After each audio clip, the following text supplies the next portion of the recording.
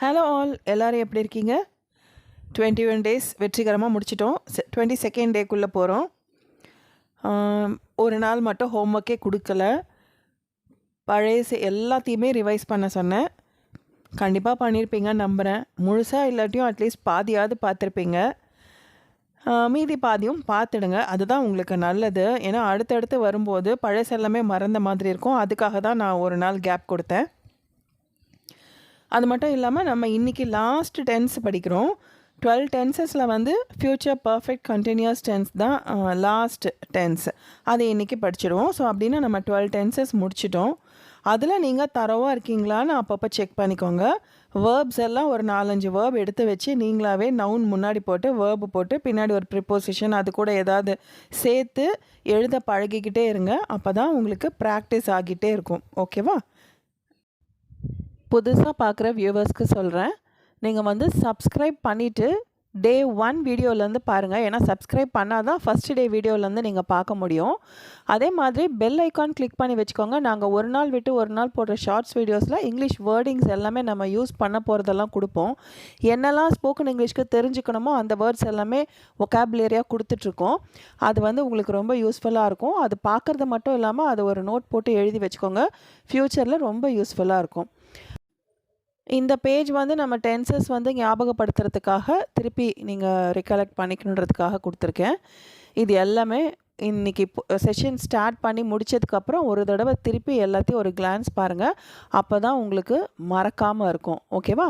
அதே மாதிரி ப்ரிப்போசிஷன் லிஸ்ட்டும் நம்ம பார்த்தது ஒரு தடவை கிளான்ஸ் பாருங்கள். இந்த கிளான்ஸ் பார்க்கும்போது அதுக்கான சென்டென்ஸும் உங்களுக்கு ஞாபகம் இருக்கா பாருங்கள். நீங்களாகவே வந்து ஒரு சென்டென்ஸ் மேக் பண்ணும்போது இதில் இருக்க ஒரு ப்ரிப்போசிஷன் எடுத்து போட்டு யூஸ் பண்ணி பாருங்கள். இப்போது I stand in front of him அப்படின்னு நீங்களே எழுதி பாருங்கள். நான் அவருக்கு முன்னாடி நின்றுட்டுருக்கேன் அப்படின்ற மாதிரி. இப்போது ஒரு வேர்ப் எடுத்துக்கோங்க. ஸ்டாண்ட் அப்படின்னு வச்சுக்கோங்களேன். இப்போது நீங்கள் அதை ப்ரெசன்ட் டென்ஸில் நவுன் முன்னாடி போட்டு ஐ ஸ்டாண்ட், யூ ஸ்டாண்ட் அப்படியெல்லாம் போட்டு எழுதி பாருங்கள்.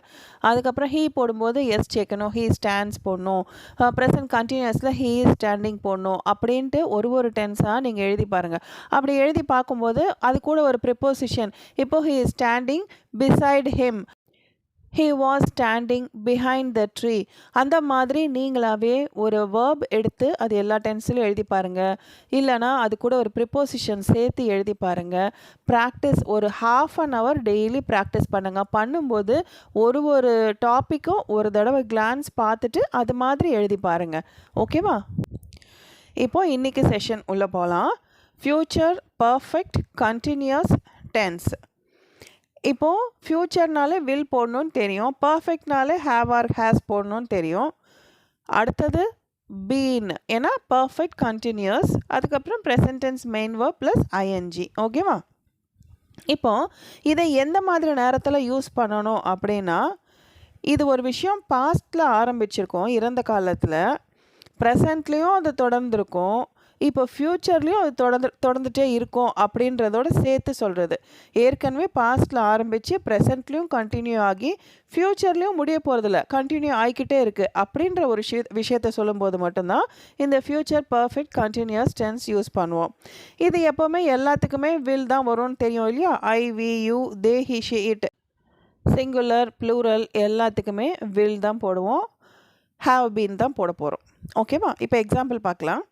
By next March, I will have been working here for 10 years. By next Marchனா அடுத்த மார்ச் வந்தால் நான் ஐ போட்டாச்சா, will have been working அப்படின்னா வேலை செஞ்சுட்டு இருப்பேன். ஹியர் ஃபார் 10 years, இங்கே 10 வருஷமாக வேலை செஞ்சுட்டு இருப்பேன். அதாவது இது என்ன சொல்ல வராங்க அப்படின்னா, அடுத்த மார்ச் வந்தால் நான் 10 வருஷமாக இங்கே வேலை செஞ்சிட்ருக்கேன் அப்படின்னு சொல்கிறது. ஸோ இன்னமும் அவங்க வேலை செஞ்சுட்டு தான் இருக்க போகிறாங்க, ரிசைன் பண்ண போகிறதில்ல. ஏற்கனவே ஜாயின் ஆகி 10 வருஷம் ஆயிடுச்சு. ஸோ பாஸ்ட்லேயும் அந்த விஷயம் இருக்குது, ப்ரெசண்ட்லேயும் இன்னும் வேலை செஞ்சிட்ருக்காரு. மார்ச் வந்தால் 10 வருஷம் ஆயிடுச்சுப்பா இங்கே வேலைக்கு சேர்ந்து அப்படின்னு சொல்கிறோம் இல்லையா? ஸோ அதுக்கப்புறமா ஒரு வேலை செய்ய தான் போகிறாரு. இந்த மாதிரி சுச்சுவேஷனில் தான் இது யூஸ் பண்ணுவோம். இது அதிகமாக வந்து யாரும் நம்ம ஸ்போக்கனில் வந்து ஞாபகமாக இப்படி சொல்ல மாட்டாங்க. அதனால் இது ரொம்ப இம்பார்ட்டன்ட் டென்ஸ் அப்படின்னும் சொல்கிறதுக்கு இல்லை. அதனால் இது புரியலனாலும் யாரும் பெருசாக எடுத்துக்க வேண்டாம், தெரிஞ்சு வச்சுக்கோங்க. அதுக்காக தான் அது சொல்கிறது. அதனால தான் நான் நிறைய எக்ஸாம்பிள்ஸ் கொடுக்கல.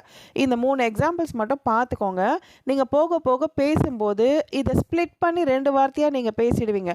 அப்போ வந்து இதே டென்ஸ் தான் யூஸ் பண்ணணுன்ற மாதிரி வராது. நான் உங்களுக்கு போக போக சொல்லித்தரேன். இப்போ வந்து இப்படி ஒரு வார்த்தைங்க வந்தால் அது என்னன்னு தெரியாமல் இருக்கக்கூடாதுன்றதுக்காண்டி தான் இது சொல்கிறேன். ஏன்னா உங்களுக்கு வேலை செஞ்சுட்டே இருப்பேன் அப்படின்னு சொல்லும்போது பர்ஃபெக்ட் கண்டினியூஸ்க்கும் இதுக்கும் வந்து கொஞ்சம் குழப்பம் இருக்க தான் செய்யும் எல்லாருக்கும். அதனால் இதை சும்மா கவனித்து வச்சுக்கோங்க போதும். செகண்ட் சென்டென்ஸ் பாருங்கள். By next May I will have been completing BCom second year.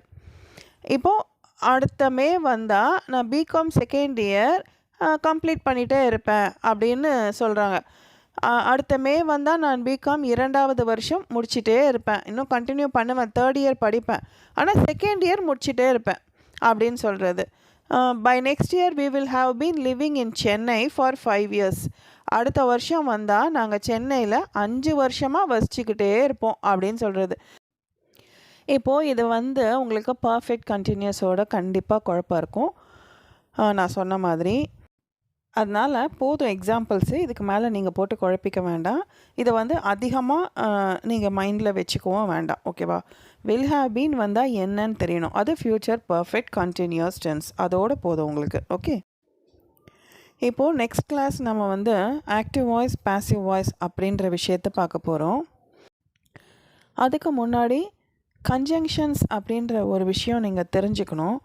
அதனால் இன்றைக்கி கன்ஜங்ஷன்ஸ் பார்த்துடலாம். எப்படி வந்து ப்ரிப்போசிஷன்ஸ் அவ்வளோ வார்த்தைங்க இருக்கும், அதே மாதிரி கன்ஜங்ஷன்ஸும் நிறைய வார்த்தைங்க இருக்குது. ஒரே நாளில் வந்து அத்தனை கன்ஜங்ஷன்ஸையும் படிக்க முடியாது. நம்ம என்ன பண்ணலான்னா, எப்படி இப்போ ப்ரிப்போசிஷன்ஸ் படித்தோம், ஒரு டாபிக் ஒரு செஷன்லேயும் 2 சொற்கள் 3 சொற்கள் எப்படி படித்தோமோ அந்த மாதிரி நம்ம இனிமேல்ட்டு கன்ஜங்ஷன்ஸ் படிப்போம். அது கூட அந்த ஃப்ரேசல் ப்ரிப்போசிஷன் போன வாரம் பார்த்தோம் இல்லையா, போன செஷனில், அதையும் வந்து அப்பப்போ 2 1 அப்படின்னு பார்த்துக்கலாம். அப்போ தான் உங்களுக்கு வந்து மைண்டில் நிற்கும்.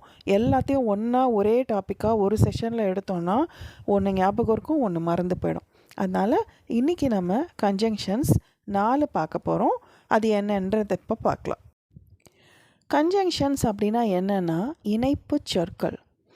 2 சொற்களையோ இல்லை 2 சென்டென்சஸையோ ஜாயின் பண்ணுறதுக்கு ஒரு சொல் நம்ம யூஸ் பண்ணுறோம் அப்படின்னா அதுதான் கன்ஜங்ஷன். இது வந்து கிராமரில் ரொம்ப முக்கியம், சரியா? எப்படி வந்து நமக்கு present tense, past tense, future tense, continuous tense, present perfect, past perfect, அதே மாதிரி ப்ரெசன்ட் கண்டினியூஸ், பாஸ்ட் கண்டினியூஸ், இது வரைக்கும் ரொம்ப முக்கியமான டென்சஸ் நம்ம படித்த 12. அதே மாதிரி இந்த ப்ரிப்போசிஷன்ஸ் ரொம்ப முக்கியம் கிராமரில். அதே மாதிரி இந்த கன்ஜங்ஷன்ஸ் ரொம்ப முக்கியம். அதனால் கவனமாக பாருங்கள். பிகாஸ் அப்படின்றது ஃபஸ்ட்டு கன்ஜங்ஷனை நம்ம படிக்க போகிறோம். பிகாஸ்னால் ஏனென்றால், ஏன்னா இது இப்படி நடந்தது, இப்படி ஆச்சு, ஏன்னா இதனால தான் அப்படின்னு சொல்கிறோம் இல்லையா. அப்போது அந்த ஏனென்றால் அப்படின்றது தான் பிகாஸ். இப்போ எப்படி யூஸ் பண்ண போகிறோன்றது பாருங்கள். ஹீ ஸ்டாண்ட்ஸ் அவுட் ஒரு சென்டென்ஸ். அடுத்த சென்டென்ஸ் பாருங்கள், அந்த பிகாஸ்க்கு அப்புறம் இருக்கிறது he did not write homework. இது ரெண்டுமே அர்த்தம் இருக்குது பாருங்கள். ஹீ ஸ்டாண்ட்ஸ் அவுட்னா அவன் வெளியில் நிற்கிறான். அதுக்கு பிகாஸ்க்கு அப்புறம் வர சென்டென்ஸ் பாருங்கள். He did not write homework, அவன் வீட்டுப்பாடம் எழுதவில்லை, பாஸ்ட் டென்ஸு. இது ரெண்டுத்துக்குமே தனித்தனியாக அர்த்தம் இருக்குது. ஆனால் இது ரெண்டையும் ஒரே சென்டென்ஸை ஆக்கணும் அப்படின்னா நடுவில் பிகாஸ் போட்டு பாருங்கள். அவன் வெளியில் நிற்கிறான் ஏனென்றால் அவன் வீட்டுப்பாடம் எழுதவில்லை, அவன் ஹோம்ஒர்க் செய்யாதனால அவன் வெளியே நிற்கிறான்ப்பா அப்படின்னு சொல்கிறோம் இல்லையா, அதுதான் அந்த பிகாஸ். இதை இப்படியும் சொல்லலாம். He stands out because he has not written homework. அவன் வெளியே நிற்கிறான் ஏன்னா அவன் வீட்டு பாடம் எழுதியிருக்கலை. He has not written homework அப்படியும் சொல்லலாம். இப்போது இந்த சென்டென்சஸ் எல்லாம் பார்க்கும்போது உங்களுக்கு டக்குன்னு ஐடென்டிஃபை பண்ண தெரியணும். ஹீ ஸ்டாண்ட்ஸ் அவுட்னா இது ப்ரெசன்ட் டென்ஸ், ஏன்னா ப்ரெசன்ட் டென்ஸ் மெயின் வேர்ப் இருக்குது, தேர்ட் பர்சன் சிங்குலர் கூட எஸ் சேர்த்து வந்திருக்கு, அதனால இது ப்ரெசன்ட் டென்ஸ் இந்த sentence. He did not write homework, அப்போ இது பாஸ்ட் டென்ஸ், ஏன்னா டிட் வந்துடுச்சு. டிட் நாட்னா செய்யலை, என்ன செய்யலை, ஹோம்ஒர்க் எழுதலை, அந்த மாதிரி வரும்போது இது பாஸ்ட் டென்ஸ். அடுத்த சென்டென்ஸில் he has not written, இது என்ன டென்ஸ் அப்படின்னு யோசிக்கணும். he has writtenனா எழுதி இருக்கிறான் அப்படின்னும்போது ப்ரெசன்ட் பர்ஃபெக்ட். அந்த ப்ரெசன்ட் பர்ஃபெக்டில் நெகட்டிவ் சென்டென்ஸ் நாட் போட்டிருக்கோம், செய்யலைன்னு சொல்கிறது.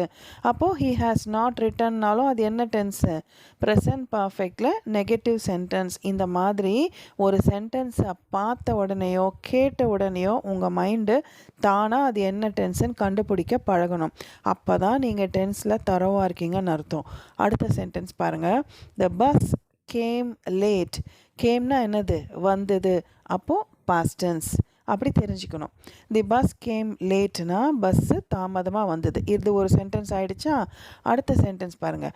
தேர் வாஸ் அ டிராஃபிக் ஜாம், அங்கே வந்து போக்குவரத்து நெரிசல் இருந்தது. Past tense, simple past tense, அதுவும் சிம்பிள் பாஸ்ட் டென்ஸ். நடுவில் பாருங்கள் பிகாஸ், ஏன்னா. The bus came late, bus லேட்டாக வந்துச்சு ஏன்னா அங்கே டிராஃபிக் ஜாம் இருந்தது அப்படின்றதான் இங்கே சொல்கிறாங்க. ஐ ஈட் டேப்லெட், நான் மாத்திரை சாப்பிடுகிறேன். ஈட் சாப்பிடுகிறேன், ப்ரெசன்ட் டென்ஸ் மெயின் வேர்ப். பிகாஸ்க்கு அப்புறம் பாருங்கள் I have fever. I have ஃபீவர்னு என்ன அர்த்தம், ஐ ஹாவ் 2 pens அப்படின்னா என்கிட்ட 2 பேனாக இருக்குது. அப்போ ஐ ஹாவ் ஃபீவர்னால் எனக்கு ஜுரம் இருக்குது அப்படின்னு கற்றுக்கணும். ஐ வந்து நான் அப்படின்ற அர்த்தம்தான், ஆனால் வந்து ஹாவ் அப்படின்ற வார்த்தை வந்து இருக்குன்ற அர்த்தத்தில் நம்ம படிச்சிருக்கோம். I have 2 pens, he has 2 pens, they have 10 pens அப்படின்ற எக்ஸாம்பிள் படிச்சிருக்கோம் இல்லையா, அதை ஞாபகம் வச்சுக்கோங்க. அந்த மாதிரி இப்போது எனக்கு ஜுரம் இருக்குது அப்படின்னும் போது இப்போ எனக்குன்னா நம்ம என்ன படிச்சிருக்கோம், மீ படிச்சிருக்கோம். அப்போ மீ ஹாவ் ஃபீவர் அப்படின்னு அர்த்தம் வருமா, வராது. அப்போது என்ன அர்த்தம் வரணும், ஐ அப்படின்னு போட்டு நவுனை போட்டுட்டு அப்புறமா ஹாவ் ஃபீவர், எனக்கு ஜுரம் இருக்குது. அந்த எனக்குன்றது இப்போ வந்து ஐ அப்படின்ற சொல்லால் ரெப்ரசன்ட் பண்ணப்படும். இந்த மாதிரி ப்ராக்டிஸ் பண்ணிக்கணும். சில விஷயங்கள் வந்து ரூல்ஸ் நம்ம படித்தாலும் அதுக்கு அடுத்து இப்படி வரும்போது இப்படி சேர்க்கணும் போல் அப்படின்னு நீங்கள் கற்றுக்க ஆரம்பிக்கணும். அப்போது இங்கே ஐ ஹாவ் ஃபீவர்னால் எனக்கு ஜுரம் இருக்குது அப்படின்றது இருக்கா. இப்போது இந்த சென்டென்ஸை முழுசாக படித்து பாருங்கள். நான் மாத்திரை சாப்பிட்றேன் ஏன்னா எனக்கு ஜுரம். ஓகேவா, எனக்கு ஜுரம் இருக்குது அப்படின்னு போட்டுக்கலாம். நான் மாத்திரை சாப்பிட்றேன் ஏன்னா எனக்கு ஜுரமாக இருக்குது அப்படின்னு போட்டுட்டு இந்த மாதிரி எழுதிக்கணும். இந்த மாதிரி ஜாயின் பண்ணி சென்டென்ஸை சேர்க்கறதுக்கு பேர் தான் கன்ஜங்ஷன்ஸ். எப்படி ஒரு 3 ரோடு 4 ரோடு சேர்கிற இடம் வந்து அந்த ஜங்ஷன்னு சொல்கிறோமோ, அதே மாதிரி 2 சென்டென்ஸை சேர்க்கும்போது அந்த ஒரு சொல் வந்து ஜங்ஷனில் நின்று ரெண்டையும் ஜாயின் பண்ணுது, அதுதான் கன்ஜங்ஷன். ஓகேவா. இப்போது அடுத்தது பாருங்கள், செகண்ட் கன்ஜங்ஷன் ஸோ. ஸோனா அதனால் அப்படின்னு அர்த்தம். இப்போது நம்ம அங்கே பார்த்த எக்ஸாம்பிளையே நான் இங்கே கொடுக்குறேன், அப்போ தான் உங்களுக்கு வித்தியாசம் கண்டுபிடிக்க தெரியும். பாருங்கள், ஹீ ஸ்டாண்ட்ஸ் அவுட், அவன் வெளியில் நிற்கிறான், because he did not write ஹோம்ஒர்க்குன்னு எழுதணுமா. இதுக்கு என்ன அர்த்தம் இருந்துச்சு, அவன் வெளியே நிற்கிறான் ஏன்னா அவன் ஹோம்ஒர்க் எழுதலை அப்படி சொன்னோம். இதே நீங்கள் ஸோ போட்டு எழுதணுன்னா first he did not write ஹோம்ஒர்க்கை எழுதிடணும். He did not write homework, அவன் ஹோம்ஒர்க் எழுதலை அதனால் அவன் வெளியே நிற்கிறான். ரெண்டுத்துக்கும் வித்தியாசம் தெரியுதா. அதில் வந்து ஹீ ஸ்டாண்ட்ஸ் அவுட்டை ஃபஸ்ட்டு போடுறோம், போட்டால் பிகாஸ் வரும். ஏன்னா வந்து அவன் வெளியே நிற்கிறான் ஏன்னா அவன் வீட்டு பாடம் எழுதலை. இங்கே எப்படி போடுறோம் பாருங்கள், அவன் வீட்டு பாடம் எழுதலை அதனால் அவன் வெளியே நிற்கிறான். இங்கே ஒரு ஃபுல் ஸ்டாப் வந்து அந்த ஸோவை வந்து சேர்த்துக்கணும். அவன் வீட்டு பாடம் எழுதவில்லை, he did not write homework, full stop. So அதனால் ஹீ ஸ்டாண்ட்ஸ் அவுட், அவன் வெளியே நிற்கிறான். புரிஞ்சுதா. The bus came late because there was a traffic jam. Bus லேட்டாக வந்துச்சு ஏன்னா டிராஃபிக் ஜாம். இங்கே அந்த செகண்ட் சென்டென்ஸை ஃபஸ்ட்டில் வரும் ஸோ வரும்போது. There was a traffic jam, அங்கே போக்குவரத்து நெரிசல் இருந்தது. So the bus came late, அதனால் பஸ்ஸு தாமதமாக வந்துச்சு. புரியுதா. இப்போது I have fever so I eat tablet. எனக்கு ஜுரம் இருக்குது அதனால் மாத்திரை சாப்பிட்றேன். ஸோனா அதனால், பிகாஸ்னா ஏன்னா அப்படின்றது புரிஞ்சுக்கணும். புரியுதா? அடுத்த கன்ஜங்ஷன் அண்ட் உங்கள் எல்லாருக்கும் ரொம்ப பழக்கப்பட்டது. ஆனால் அதை எந்தெந்த இடத்துல யூஸ் பண்ணுறோம் அப்படின்றது மட்டும் பாருங்கள். அண்ட்னா ஆக்சுவலாக மற்றும், இது கூட அப்படின்றது அர்த்தம். இப்போ the photos are black and white. கீழே நான் மீனிங் கொடுத்துருக்கேன் பாருங்கள். புகைப்படங்கள், ஃபோட்டோஸுன்றதுனால புகைப்படங்கள் ப்ளூரல் போட்டிருக்கோம். கருப்பு மற்றும் வெள்ளையாக இருக்கின்றன. பிளாக் அண்ட் ஒயிட், அதனால் கருப்பு மற்றும் வெள்ளையாக இருக்கின்றன. ஆர் வந்திருக்கிறதுனால இருக்கின்றன ப்ளூரல், தேர்ட் பர்சன். தேக்கு வர்றது மாதிரி இங்கே தேர்ட் பர்சன் ப்ளூரல், தி ஃபோட்டோஸ் அப்படின்றது. அடுத்தது பாருங்கள். Ram and Rahim went out side. கீழே மீனிங் பாருங்கள். ராமும் ரஹீமும் வெளியே சென்றார்கள். அந்த சொல்கிறோம் இல்லையா, அது ஆண்டுக்கு அர்த்தம். ராமும் ரஹீமும் வெளியே சென்றார்கள். Ram and Rahim went outside. அடுத்தது, the 3 friends are Suja, Nancy and Zarina. இப்போது 2 பேர் சொல்லும்போது உடனே அண்ட் போட்டுறோம். இப்போ 4-5 பேர் சொல்லும்போது அந்த 4-5 பேரை கம்மா போட்டு எழுதிட்டு கடைசியாக இருக்கிறதுக்கு முன்னாடி அண்ட் போட்டுக்கணும். எப்போவுமே அண்ட் அப்படி தான் போடணும். இப்போ தி 3 ஃப்ரெண்ட்ஸ் ஆர் சுஜா போட்டாச்சு, நான்சி போட்டாச்சு, கடைசியில் இருக்க ஃப்ரெண்டு ஜரீனானும் போது அதுக்கு முன்னாடி அண்ட் போட்டிருக்கோம் பாருங்கள். கஜாவும் நான்சியும் ஜரீனாவும் 3 சிநேகிதிகளாக இருக்கின்றார்கள். ஏன்னா ஆர் போட்டிருக்கோம் இல்லையா. பட் கலோக்கியலாக பேசும்போது ஃப்ரெண்ட்ஸ் அப்படின்றதோட முடிச்சிருவோம். அதனால சிநேகிதிகள் போட்டு முடிச்சிடலாம். அடுத்தது, she open the door. Opened past tense. The door கதவை திறந்தா. யார்? ஷீ, அவள் கதவை திறந்தாள். திறந்து என்ன பண்ணா அப்படின்றத சொல்லணுன்னா ஹேண்டு போடுறோம். திறந்து லாக்ட் அகெயின், திரும்பவும் பூட்டிட்டா, மறுபடியும் பூட்டினால். ஒரு கெஸ்ட்டை ரிசீவ் பண்ணுறதுக்கோ இல்லை ஏதோ யாராவது வந்திருக்காங்களா பார்க்குறதுக்கோ ஏதோ ஒரு விஷயம் செஞ்சுட்டு ஷீ லாக்ட் இட் அகெயின். அதை எப்படி சொல்கிறாங்க பாருங்கள். She open the door and locked again. அவள் கதவை திறந்து அண்ட் போட்டோம், மறுபடியும் பூட்டினால். இங்கே மற்றும் அப்படின்லாம் எழுத முடியாது. ஏன்னா ஒரு விஷயம் சொல்லும்போது அதோட கண்டினியூஷன் நம்ம சொல்ல போகிறோம். இதை திறந்து என்னப்பா பண்ணா அப்படின்னு சொல்கிறதுக்கு ஒரு ஆன்சர் கொடுக்க போகிறோம் இல்லையா. அப்போது அங்கே அண்ட் போட்டுட்டு அதுக்கான பதில் கொடுப்போம். நெக்ஸ்ட் பாருங்கள். I went to her house. நான் அவளுடைய வீட்டிற்கு சென்றேன். பாஸ்ட் டென்ஸ் புரியுதா. கோக்கு பாஸ்ட் டென்ஸ் வென்ட் போட்டோம். I went to her house. போய் என்னப்பா பண்ண? அண்ட் ஆஸ்க் த கீ, சாவி கேட்டேன். அப்போது I went to her house போட்டு ஃபுல் ஸ்டாப் வச்சிட்டோன்னா அது பாஸ்ட் டென்ஸ் சென்டென்ஸு. அவள் வீட்டுக்கு சென்றேன்னு முடிஞ்சு போச்சு. சென்று என்ன பண்ண அப்படி கண்டினியூஷன் வரணுன்னா ஆண்டு சேர்த்துக்கிறோம். சென்று சாவி கேட்டேன். Asked the key. Okay, asked key அப்படின்னு நீங்கள் இப்போ புரிஞ்சுப்பீங்க. ஏன்னா ஆர்டிகல்ஸ் கற்றுக்கணும். நம்ம ஆஸ்க்டு த கீ, சாவி கேட்டேன். புரியுதா? இன்னைக்கு லாஸ்ட் கன்ஜங்ஷன் பட்னா ஆனால். He is rich. அவன் பணக்காரனாக இருக்கிறான். இஸ் போட்டோமா, இருக்கிறான். ரிச்னா பணக்காரன், செல்வந்தன். அப்போது ஹீ இஸ் ரிச். இப்போது ஷீ வந்தால் அவள் பணக்காரியாக இருக்கிறாள். நம்ம அதுக்கு தகுந்த மாதிரி மாற்றிக்கணும், ஹீயா ஷீயான்னு. புரியுதா? இப்போ அடுத்த சென்டென்ஸ், பட்டுக்கு அப்புறம் இருக்க சென்டென்ஸ் பாருங்கள். He is not happy. அவன் சந்தோஷமாக இல்லை.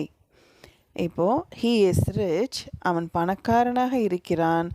ஆனால் ஹீ இஸ் நாட் ஹாப்பி, ஆனால் அவன் சந்தோஷமாக இல்லைப்பா. அதுதான் இங்கே பட் யூஸ் பண்ணுறது. He studied well. அவன் நல்லா படித்தான். Studied past tense, simple past tense. He studied well. வெல்னா நல்லா. ஹீ ஸ்டடீட் வெல், நல்லா படித்தான். பட் ஆனால் he did not get good marks. நல்ல மதிப்பெண்கள் அவன் பெறவில்லை. புரியுதா? did not get அப்படின்னா வாங்கலை. அப்போது he studied well, ஆனால் அவன் நல்ல மதிப்பெண் வாங்கலை. அவன் கஷ்டப்பட்டு படித்தான்ப்பா, ஆனால் மார்க் நல்லா வாங்கலை. ஸோ பட்டுனா ஆனால். அடுத்தது, I bought a new car. But I did not like that colour. Car நான் புதுசாக வாங்கினேன், ஆனால் அந்த கலர் எனக்கு பிடிக்கலப்பா அப்படின்னு சொல்கிறது. ஆனால் சொல்கிறோம் இல்லையா, ஆனால் அந்த கலர் பிடிக்கல. I bought a new car, past tense, bought வந்துடுச்சு, வாங்கினேன். பட் ஆனால் I did not like that colour, அந்த நிறம் எனக்கு பிடிக்கவில்லை. அப்போது இது பாஸ்ட் டென்ஸ். புரியுதா? இப்படி தான் கன்ஜங்ஷன்ஸ் எப்படி ஒரு சென்டென்ஸையும் இன்னொரு சென்டென்ஸையும் சேர்க்குதுன்றத புரிஞ்சு படிக்கணும். ஓகேவா? இன்னும் ஒரே ஒரு விஷயம் மட்டும் இன்றைக்கி நம்ம பார்த்துடலாம். இது கூட இந்த ஸ்லைட் பாருங்கள். இது வந்து எல்லா சென்டென்சஸோட நெகட்டிவ் நாட் போட்டு எப்படி யூஸ் பண்ணுறது எல்லா டென்ஸ்லேயும் அப்படின்றது எக்ஸாம்பிள் அன்றைக்கி கொடுத்து உங்களுக்கு சொல்லி கொடுத்துருந்தேன். இப்போது அந்த நாட் போட்டதில் நம்ம வந்து கண்டினியூஸ் டென்ஸ் வரைக்கும் முடிச்சிட்டோம். அந்த ப்ரெசன்ட் பர்ஃபெக்ட் டென்ஸ் படிக்கும்போது அதில் நெகட்டிவ் சென்டென்ஸ் நம்ம அப்பயே படிச்சிட்டோம். ஞாபகம் இருக்கா? He has not come so far. Your mother has not come yet. ஒரு ஸ்கூலில் வந்து ஒரு பையனுக்கு வெயிட் பண்ணுறாங்க, அவங்க அம்மா வந்து கூட்டிகிட்டு போகிறதுக்கு அப்படின்னா அப்போ வந்து your mother has come சொல்லுவோம். அப்படி வரலன்னா your mother has not come so far அப்படின்னு சொல்லுவோம். அதனால நெகட்டிவ் வந்து நம்ம அதோடு சேர்த்தே அப்போ படிச்சிட்டோம். ஆனால் இந்த பாஸ்ட் பர்ஃபெக்ட் டென்ஸ் இருக்கு இல்லையா, அதுக்கு வந்து நம்ம நாட் படிக்கலை. அதை மட்டும் நான் இப்போ சொல்லி கொடுத்துட்றேன். அதுக்கப்புறம் இந்த பர்ஃபெக்ட் டென்ஸ், பர்ஃபெக்ட் கண்டினியூஸ் டென்சஸ்க்கெலாம் நாட் வந்து போட்டு இப்படி பண்ணோம் அப்படி பண்ணோன்னு உங்களெல்லாம் கன்ஃபியூஸ் பண்ண விரும்பலை. அதெல்லாம் வந்து நம்ம பேசிவ் வாய்ஸ் ஆக்டிவ் வாய்ஸ்லாம் படித்ததுக்கப்புறம் உங்களுக்கு தானாகவே அது எப்படி யூஸ் பண்ணுறதுன்றது தெரிய வந்துடும். நான் சொல்லி கொடுத்துருவேன். இப்போ இதோட வந்து நெகட்டிவ் சென்டென்ஸ் முடிச்சுக்கலாம். அதுக்கப்புறம் நேராக நம்ம அடுத்த session active voice, passive voice, கிராமரோட கண்கள் அப்படின்னு சொல்லலாம். அதுதான் முக்கியம், ரொம்ப ரொம்ப முக்கியம். அது வந்து நல்ல ஃப்ரெஷ் மைண்டோட அன்றைக்கி அந்த செஷன் வந்து பாருங்கள். கொஞ்சம் டைம் ஒதுக்கி பாருங்கள், அப்போ தான் உங்களுக்கு புரியும். ஓகேவா? இப்போ நம்ம இதுக்கு போயிடலாம். இந்த பாஸ்ட் பர்ஃபெக்ட் டென்ஸில் நெகட்டிவ், அதாவது நாட் போட்டு எப்படி எழுதுறது. வெறும் பாஸ்ட் பர்ஃபெக்ட் டென்ஸ் எப்படி இருக்கும்? நான் சொல்லியிருக்கேன் இல்லையா, 2 ஆக்ஷன் வந்து பாஸ்ட் டென்ஸில் நடந்திருக்கும். அதில் எது முதல் ஆக்ஷன் நடந்ததோ பாஸ்ட் டென்ஸில் அது கூட ஹேடு சேர்க்கணும். அதுதான் பாஸ்ட் பர்ஃபெக்ட் டென்ஸு. இப்போது அந்த டென்ஸில் வந்து இல்லை அப்படின்னு நெகட்டிவாக நம்ம சொல்ல போகிறோம். அப்போது அந்த ஹேடு பக்கத்தில் நாட் போட்டுக்கணும். பாஸ்ட் பார்ட்டிசிபிள் மெயின் வேர்ப் போடணும். அதே எக்ஸாம்பிள் இங்கே கொடுத்துருக்கேன், ஏன்னா நீங்கள் புரிஞ்சுக்கணுன்றதுக்காண்டி. She had cooked biryani before the function started. இப்போ ஞாபகம் வருதா எங்கே படித்தோன்ட்டு? அவள் பிரியாணி சமைத்து இருந்தால் விழா தொடங்குவதற்கு முன், விழா ஸ்டார்ட் ஆகிறதுக்கு முன்னாடி அவள் சமைச்சு முடிச்சிட்டா. அப்போது விழா ஸ்டார்ட் ஆகிறது செகண்ட் ஆக்ஷன், அவள் சமைச்சு முடித்தது ஃபஸ்ட் ஆக்ஷன். அதனால அந்த ஃபஸ்ட் ஆக்ஷன் வேர்பு கூட நம்ம என்ன போடுறோம்? ஹேடு போட்டோம். இது வந்து பாசிட்டிவ் சென்டென்ஸு பாஸ்ட் பர்ஃபெக்ட்டுக்கு. அதையே இப்போ நெகட்டிவ் சென்டென்ஸாக எழுதுகிறோம் பாருங்கள். ஹேடு பக்கத்தில் நாட் போட்டுக்கிறோம். அவ்வளோதான், ரொம்ப கஷ்டம்லாம் கிடையாது. She had not cooked biryani before the function started. விழா தொடங்குவதற்கு முன் அவள் பிரியாணி சமைத்திருக்கவில்லை. அவள் சமைச்சிருக்கலப்பா ஃபங்க்ஷன் ஸ்டார்ட் ஆகிறதுக்கு முன்னாடி, அதுக்கப்புறம் தான் அவள் முடித்தாலே அப்படின்னு சொல்கிறது தான். அடுத்த எக்ஸாம்பிள் பாருங்கள். த exam had begun when I entered the exam hall. நான் பரீட்சை ஹாலுக்குள் நுழைந்த போது பரீட்சை துவங்கி இருந்தது. இது வந்து பாஸ்ட் பர்ஃபெக்ட், ஏன்னா had begun. இப்போ இதுலேயே நம்ம நாட் சேர்த்து எழுதணும்னா the exam had not begun, had பக்கத்தில் நாட்டு போட்டுறணும். அதுக்கப்புறம் பாஸ்ட் பார்ட்டிசிபிள் மெயின் வேர்ப் போடணும். இப்போ பாருங்கள், தி exam had not begun, துவங்கவில்லை. when I entered the exam hall, நான் பரீட்சை ஹாலுக்குள் நுழைந்தபோது பரீட்சை துவங்கி இருக்கவில்லை. அப்போ வந்து ஆரம்பிக்கலை, நான் போனதுக்கு அப்புறம் தான் எக்ஸாம் ஸ்டார்ட் ஆயிடுச்சு அப்படின்னு சொல்கிறது. ஸோ நாட் போட்டு எழுதணுன்னா சிம்பிள் தான். அது கூட அந்த ஹேடு கூட நீங்கள் நாட் போட்டால் போதும். இப்போ மற்றதுக்கெல்லாம் நாட் எப்படி யூஸ் பண்ணோம், இந்த பர்ஃபெக்ட் கண்டினியூஸ்லாம் குழப்பிக்காதீங்க. அது வந்து நான் எப்போ தேவையோ அப்போ உங்களுக்கு சொல்லித்தரேன். இது நிறைய சென்டென்ஸ் படிக்கும்போது அதுக்கப்புறம் இதை சொல்லி கொடுத்தா ரொம்ப ஈஸியாக தெரியும். இப்போ வந்து இதையும் ஞாபகம் வச்சுக்கிட்டு நெகட்டிவாக ஞாபகம் வச்சுட்டு அப்படிலாம் நீங்கள் குழப்பிக்க வேண்டாம். ஓகேவா? இப்போது இன்றைக்கி ஹோம்ஒர்க் கொடுத்துருக்கேன். இதுவும் கிட்டத்தட்ட எல்லா டென்சஸும் சேர்ந்து தான் கொடுத்துருக்கேன். ட்ரை பண்ணி பாருங்கள். தப்பு இருந்தால் பரவாயில்ல, ஆனால் ப்ராக்டிஸ் பண்ணுறத மட்டும் விட்டுறாதீங்க. நம்ம ஆக்டிவ் வாய்ஸ், பாசிவ் வாய்ஸ் முடித்ததுக்கப்புறம், டைரக்ட் ஸ்பீச், இன்டைரக்ட் ஸ்பீச் முடித்ததுக்கப்புறம், கொஸ்டின்ஸ் எல்லாம் எப்படி ஃபார்ம் பண்ணுறதுன்னு கற்றுக்கிட்டதுக்கப்புறம், ஆர்டிகிள்ஸ் ஏ அண்ட் தி எங்கே யூஸ் பண்ணோன்னு தெரிஞ்சுக்கிட்டதுக்கு அப்புறமா நம்ம செஷன்ஸ் எல்லாம் வேறு மாதிரி இருக்கும். ஏன்னா அப்போ எல்லாமே ப்ராக்டிஸிங் அதிகமாக இருக்கும். எப்படி நீங்கள் சென்டென்ஸ் ஃபார்ம் பண்ணுறது அப்படின்ற ப்ராக்டிஸ் ரொம்ப அதிகமாக இருக்கும். அப்போல்லாம் நல்ல பழக்கம் ஆகிடும் உங்களுக்கு. அதனால் இன்னமும் நமக்கு தப்பு வருதே அப்படின்னு யோசிக்காதீங்க. தப்பு வந்தால் தான் நம்ம கற்றுக்கிட்டு இருக்கோன்றது அர்த்தமே. அதனால் ட்ரை பண்ணுங்கள் இந்த சென்டென்சஸ் எல்லாமே. நம்ம நெக்ஸ்ட் செஷனில் பார்க்கலாம். Have a nice day. Take care. By.